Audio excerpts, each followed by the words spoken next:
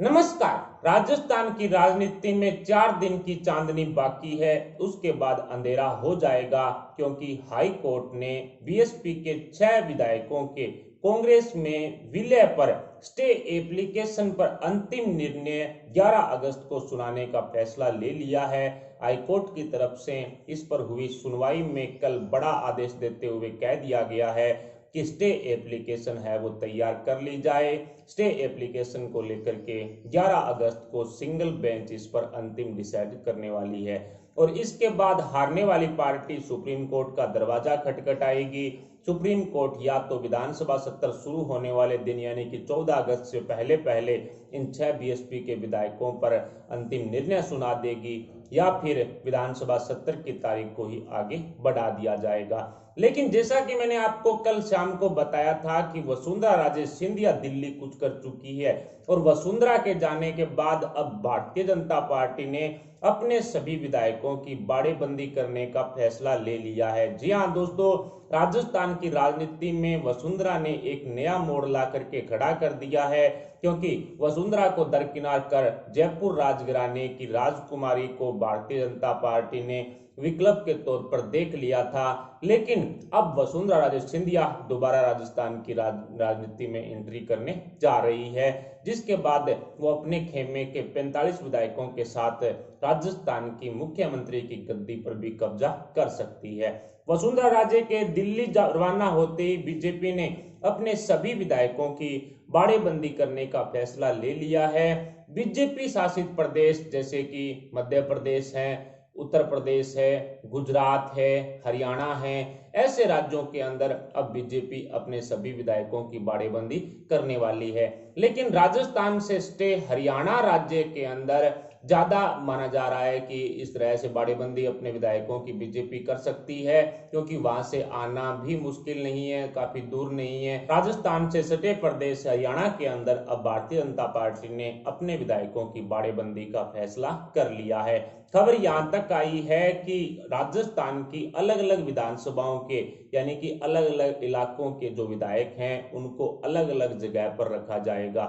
हरियाणा के अंदर यदि बाड़ेबंदी होती है तो कई होटलों के अंदर ये बाड़ेबंदी हो सकती है, इस तरह की चर्चाएं तेज है। प्रशिक्षण के नाम पर हरियाणा में यदि बाड़ेबंदी होगी तो उत्तर दक्षिण पूर्व पश्चिम राजस्थान का जो एरिया है, राजस्थान का जो विधानसभा क्षेत्र है, उन विधायकों को अलग अलग जगहों पर ही रखा जाएगा। इसके साथ ही खबर तो यहां तक आ रही है कि जो बुजुर्ग विधायक है बीजेपी के अंदर उनको बाड़ेबंदी से दूर रखा जाएगा, उनको बाड़ेबंदी से छूट रहेगी। अब बीजेपी ने भी कहीं ना कहीं विधानसभा सत्र से पहले अपने विधायकों को एकजुट करने के लिए अंतिम फैसला ले लिया गया है। प्रशिक्षण के नाम पर अब भाजपा भी अपने विधायकों की बाड़ेबंदी करने जा रही है। लेकिन वसुंधरा के दिल्ली रवाना होने के बाद ही बाड़ेबंदी का फैसला क्यों लिया गया है, ये एक बड़ा सवाल फिलहाल उभर कर आता हुआ दिखाई पड़ रहा है। बताया जा रहा है कि वसुंधरा राजे सिंधिया को जिस तरह से राजस्थान की राजनीति से दूर करने का काम भारतीय जनता पार्टी ने किया, उसकी शिकायत करने के लिए वसुंधरा दिल्ली पहुंची है। वसुंधरा गुट में 45 विधायक है, इस वजह से वसुंधरा का पलड़ा काफी भारी है। लेकिन इतिहास ये भी बता रहा है कि भारतीय जनता पार्टी ने जो स्टैंड लिया है उसके साथ विधायक गए हैं, उसी स्टैंड के साथ विधायक गए हैं, ना कि किसी पर्टिकुलर नेता के साथ। कुल मिलाकर के भारतीय जनता पार्टी ने अब अपने सभी विधायकों को एकजुट करके अशोक गहलोत के खिलाफ मोर्चा खोलने की तैयारी करना शुरू कर दिया है। सचिन पायलट खेमे के विधायकों की संख्या भी दिनों दिन बढ़ रही है। इस वजह से जो भारतीय जनता पार्टी भी अब हरकत में आ चुकी है। ऐसे में बीजेपी ने कई चरणों में प्रशिक्षण के नाम पर अपने विधायकों की बाड़ेबंदी करने का फैसला ले लिया है। खबर तो यहां तक भी है कि बुजुर्ग के साथ साथ मंत्री जो पूर्व में रह चुके हैं उन विधायकों को भी बाड़ेबंदी से छूट है वो मिल सकती है। सतीश पूनिया ने कल मीडिया से रूबरू होते हुए अपने विधायकों की बाड़ेबंदी का संकेत दे दिया है। बीजेपी प्रदेशाध्यक्ष सतीश पूनिया के द्वारा जो बयान दिए गए हैं मीडिया में आकर के, उससे स्पष्ट नजर आ रहा है कि अब बीजेपी जल्द ही आने वाले 1-2 दिन के अंदर अपने विधायकों की बाड़ेबंदी करेगी। लेकिन इसमें चरण कई हो सकते हैं क्योंकि जो दक्षिण राजस्थान है उनके विधायकों को अलग जगह ठहराया जाएगा, उत्तर के अलग अलग जगह ठहराया जाएगा, इसके अलावा पश्चिम के विधायकों को अलग जगह ठहराया जाएगा। इस तरह से अब 3-4 चरणों के अंदर इन विधायकों की बाड़ेबंदी है वो हो सकती है। भारतीय जनता पार्टी ने एक तरह से कह सकते हैं कि अब अशोक गहलोत सरकार के खिलाफ मोर्चा खोल दिया है। अशोक गहलोत सरकार की उल्टी गिनती शुरू हो चुकी है। बीएसपी के 6 विधायकों को लेकर के जैसे ही जो अंतिम फैसला आएगा उसके बाद राजस्थान की राजनीति में घमासान मचना तय है। 8 अगस्त तक बीएसपी के 6 विधायकों को जो बगावत किए हुए हैं बीएसपी से और कांग्रेस में विलय कर चुके हैं, उन सभी 6 विधायकों तक नोटिस पहुंचाने का आदेश भी हाईकोर्ट की तरफ से दे दिया गया है। साथ ही राजस्थान पत्रिका के जैसलमेर और बाड़मेर एडिशन के अंदर इन विधायकों को लेकर के नोटिस भी छपवाए जाएंगे। बीटीपी के 2 विधायक भी फिलहाल अशोक गहलोत से दूरियां बनाना शुरू कर चुके हैं। सीपीआईएम के एक विधायक बलवान पूनिया फिलहाल अशोक गहलोत के साथ खड़े हैं, लेकिन जो दूसरे विधायक हैं मैया मैया नाम से, वो पायलट के साथ खड़े हुए दिखाई पड़ रहे हैं। सचिन पायलट ने अपने विधायकों को एक तरह से सुरक्षित करते हुए गुजरात भी भेज दिया है। 20 विधायक बताए जा रहे हैं गुजरात भेज दिए हैं। इसके अलावा 3 विधायकों के साथ सचिन पायलट खुद है वो दिल्ली में मौजूद हैं। जिस तरह से वसुंधरा राजे सिंधिया और अशोक गहलोत की नजदीकियों पर सवाल उठाए जा रहे थे, उसका जवाब देने के लिए वसुंधरा दिल्ली मौजूद है और दिल्ली में अगले कई दिनों तक रह करके वो जेपी नड्डा, इसके अलावा अमित शाह, इसके अलावा बीजेपी के केंद्रीय नेतृत्व से जो मुलाकात करेंगी। और बताया जा रहा है कि पिछले 1.5-2 साल से वसुंधरा राजे सिंधिया ने अपने विरोधियों को कोई जवाब नहीं दिया था। मीडिया और सोशल मीडिया से दूरी बना करके वसुंधरा ने रखी, लेकिन अब वसुंधरा अपनी चुप्पी तोड़ने जा रही है, विरोधियों को करारा जवाब देने जा रही है। या यूं कहें कि 45 विधायक इनके गुट में होने की वजह से अब बोलने की बारी वसुंधरा राजे सिंधिया की है। कुल मिलाकर के हनुमान बेनीवाल ने भी वसुंधरा राजे सिंधिया पर कई तरह के आरोप लगाए थे। हनुमान बेनीवाल की तरफ से कहा गया था कि सीकर के 2 विधायक जो एक जाट समुदाय से हैं और एक राजपूत समुदाय से हैं, उन दोनों विधायकों के साथ जो वसुंधरा ने संपर्क किया था अशोक गहलोत सरकार को समर्थन करने के लिए, और उसके बाद उन दोनों विधायकों के बागी सुर भी देखने को मिले थे। हालांकि बाद में भारतीय जनता पार्टी की तरफ से इस बयान का खंडन किया गया था, लेकिन इसमें कहीं ना कहीं सच्चाई जरूर छुपी है। और यही कारण है कि अब वसुंधरा राजे सिंधिया जब राजस्थान में राजनीतिक घमासान हो रहा है उस दौरान दिल्ली जा रही है, और उसके बाद कांग्रेस पर किसी तरह का तंज भी अब वसुंधरा की तरफ से नहीं कसा गया। अब पिछले दिनों महामंत्री, प्रदेश अध्यक्ष, उपाध्यक्ष, इस तरह के जो पद दिए बांटे गए थे उनमें महारानी के किसी भी नजदीकी को जगह नहीं मिली।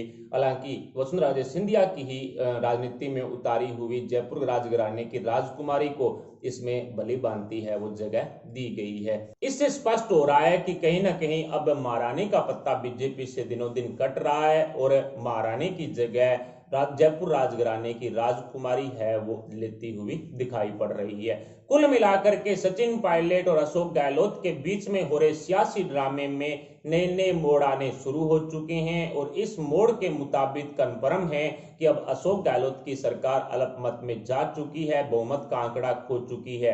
102 विधायकों का दावा जरूर अशोक गहलोत कर रहे हैं, लेकिन 102 विधायक गहलोत के पास है नहीं। सचिन पायलट खेमे के विधायकों की संख्या फिलहाल बताया जा रहा है कि 24 हो चुकी है, और 5 से 7 विधायक हैं वो अशोक गहलोत खेमे में भी मौजूद हैं जो खुल करके अशोक गहलोत की खिलाफत कर रहे हैं। कुल मिलाकर के बलजीत यादव, दनिश अवरार, इसके अलावा भी कई ऐसे विधायक हैं, राजेंद्र सिंह विदुई हैं, दिव्या मदेरना हैं, ये एकत्रित होकर के अशोक गहलोत कैंप में इन्होंने पूरा घमासान मचा रखा है। और बताया जा रहा है कि इन विधायकों में कई विधायक हैं जो बाड़ेबंदी के अंदर मौजूद हैं, उनमें कई बीमार हो चुके हैं, कई 2 तो पहले दिन ही बेहोश हो चुके थे, इस तरह की खबरें भी आ रही थी। इस वजह से अशोक गहलोत से काफी नाराज ये विधायक चल रहे हैं, क्योंकि जैसलमेर में जो काफी ज्यादा गर्मी है उसकी वजह से इन विधायकों की हालत है वो खराब हो चुकी है। पिछले 28 दिन से राजस्थान की सरकार होटलों के कमरों में बंद है, बाड़ेबंदी में मौजूद है। ऐसे में इस कैद को अब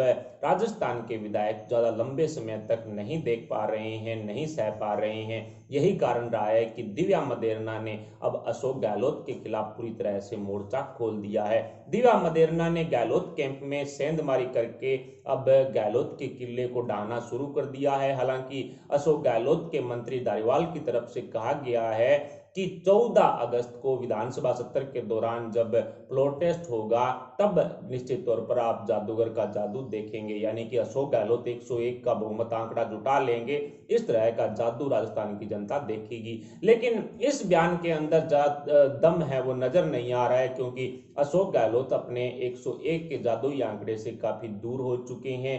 6 बीएसपी के विधायकों को लेकर के उनके वोटिंग अधिकार पर यदि स्टे बीएसपी और बीजेपी के विधायक मदन दिलावर को मिलती है तो कन्फर्म है कि बहुमत का आंकड़ा है वो अशोक गहलोत नहीं छू पाएंगे। इसके अलावा अभी दिव्या मदेरणा जैसे 5-7 विधायक जो खुल करके अब अशोक गहलोत कैंप में घमासान मचा रहे हैं, जो तंग आ चुके हैं अशोक गहलोत की पाड़ेबंदी से, उन्होंने भी अशोक गहलोत के खिलाफ बगावत का बिगुल बजा दिया है। रक्षाबंधन के दौरान दिव्या मदेरणा दिखाई नहीं दी। इसके अलावा बकरीद के दिन भी दानिश अबरार उन विधायकों में दिखाई नहीं दिए। ऐसे में अब कई विधायकों को लेकर के चर्चाएं तेज हो चुकी है। एक विधायक तो अपना बैग उठा करके होटल के गेट के बाहर आ चुके थे, लेकिन कड़ी सुरक्षा के चलते उनको वापिस होटल में रहना पड़ा। इस तरह की चर्चाएं अब हर रोज हो रही है। जो विधायक मॉर्निंग वॉक पर या इवनिंग वॉक पर जा रहे हैं उनके साथ पुलिस वाले दौड़ रहे हैं। इस तरह की बाड़ेबंदी करके एक तरह से कांग्रेस ने बाड़ेबंदी शब्द को शर्मसार करके रख दिया है। राजस्थान की जनता अब गहलोत के विधायकों से पूरी तरह से तंग आ चुकी है। कांग्रेस की सरकार को जवाब देने के लिए राजस्थान की जनता इंतजार कर रही है। लेकिन अशोक गहलोत चाह रहे हैं कि 19 जो विधायक कांग्रेस के बागी हुए हैं उन विधायकों की सदस्यता खत्म कर दी जाए, ताकि कहीं ना कहीं बहुमत का आंकड़ा है वो कम हो जाए और ऐसे में अशोक गहलोत सरकार बचा ले। लेकिन इसमें भी कई तरह के संशय बने हुए हैं, क्योंकि सचिन पायलट सुप्रीम कोर्ट और हाई कोर्ट का इस मामले को लेकर के दरवाजा खटखटा चुके हैं। इस वजह से इनकी सदस्यता को लेकर के अशोक गहलोत कोई भी फैसला नहीं ले पाएंगे। लेकिन बीएसपी के 6 विधायकों के फैसले आने के बाद कंफर्म हो जाएगा कि किसकी जीत और किसकी हार है। और ये राजस्थान का अंधेरा कब दूर होगा। 4 दिन की चांदनी ही बची है। फिलहाल 4 दिन बाद में एक बार फिर से ये मामला सुप्रीम कोर्ट जाएगा, तो निश्चित है कि ये मामला पूरी तरह से लंबा खिसक जाएगा। विधानसभा सत्र की तारीख भी आगे बढ़ाई जा सकती है। कुल मिलाकर के सोनिया गांधी ने सचिन पायलट के लिए द्वार भी खोल दिए हैं और स्पष्ट कहा है कि सीएम गद्दी के अलावा सचिन पायलट और उनके खेमे के विधायक जो कुछ भी चाहते हैं, जो भी पद चाहते हैं, वो आकर के ले सकते हैं। अशोक गहलोत ने भी देशद्रोह का मुकदमा इन विधायकों से हटा दिया। जिस तरह से विधायकों की खरीद फरोख्त मामले में भ्रष्टाचार का मामला इन विधायकों पर दर्ज किया गया था, उसके साथ राष्ट्रद्रोह का मुकदमा भी दर्ज किया गया था, जिससे तंग आकर के सचिन पायलट ने बगावत की थी। लेकिन अब अशोक गहलोत ने जो पायलट खेमे पर नरमी बरतते हुए वो मुकदमे भी हटा लिए हैं। अब एसओजी और एटीएस ने अपने कदम पीछे की ओर भी हटा लिए हैं। कुल मिलाकर के सचिन पायलट और अशोक गहलोत के बीच में हो रहे सियासी ड्रामे में हर रोज एक नया मोड़ आ रहा है। अब बीजेपी ने अपने विधायकों की बाड़ेबंदी करने का फैसला ले लिया है और बताया जा रहा है कि हरियाणा के कई होटलों के अंदर बीजेपी अपने विधायकों को ठहरा सकती है, क्योंकि सभी विधायकों को एकत्रित बीजेपी नहीं करेगी, जबकि अलग अलग होटलों के अंदर इन विधायकों को ठहराया जा सकता है। प्रशिक्षण के नाम पर अब बीजेपी ने अपने विधायकों को एकत्रित करने के लिए फैसला ले लिया है।